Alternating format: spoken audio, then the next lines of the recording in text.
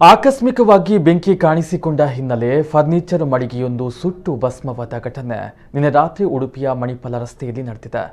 ಮಣಿಪಾಲ ಲಕ್ಷ್ಮೀನಗರ ಬಳಿ ಇರುವ ಸುಧಾ ಫರ್ನಿಚರ್ಸ್ ಮಳಿಗೆಯಲ್ಲಿ ಏಕಾಏಕಿ ಬೆಂಕಿ ಕಾಣಿಸಿಕೊಂಡಿದ್ದರಿಂದ ಅಪಾರ ಪ್ರಮಾಣದಲ್ಲಿ ಫರ್ನಿಚರ್ಸ್ ಮತ್ತು ಕಚ್ಚಾ ವಸ್ತುಗಳು ಬೆಂಕಿಗೆ ಆಹುತಿಯಾಗಿದೆ. ಶಾರ್ಟ್ ಸರ್ಕ್ಯೂಟ್ನಿಂದ ಬೆಂಕಿ ತಗುಲಿರುವ ಸಾಧ್ಯತೆ ಇದೆ ಎಂದು ಸ್ಥಳೀಯರು ತಿಳಿಸಿದ್ದಾರೆ. ಇನ್ನು ಫರ್ನಿಚರ್ ಅಂಗಡಿಯ ಜೊತೆಗೆ ಹೋಟೆಲ್ ಕೂಡ ಬೆಂಕಿಗೆ ಆಹುತಿಯಾಗಿದೆ. ಉಡುಪಿಯ ಅಗ್ನಿಶಾಮಕ ದಳ ಸಿಬ್ಬಂದಿ ಬೆಂಕಿ ನಂದಿಸುವ ಕಾರ್ಯಾಚರಣೆಯಲ್ಲಿ ತೊಡಗಿದ್ದಾರೆ. ಬೆಂಕಿ ಅವಘಡದಿಂದ ಲಕ್ಷಾಂತರ ರೂಪಾಯಿ ನಷ್ಟ ಸಂಭವಿಸಿದೆ.